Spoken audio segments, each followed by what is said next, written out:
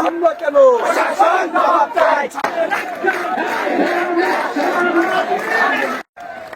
আসলে কথা রাখুনি, কেউ কথা রাখবে না।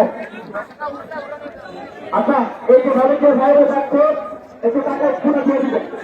আমরা একটি